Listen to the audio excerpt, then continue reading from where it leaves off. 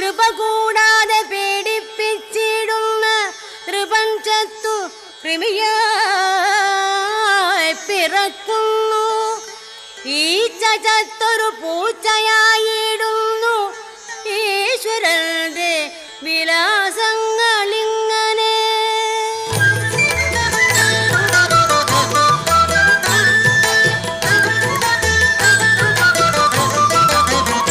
കീഴ്മേലിങ്ങനെ മൺകുന്ന ജീവന്മാർ ഭൂമിയിന്നത്ര നേടുന്നു കർമ്മങ്ങൾ.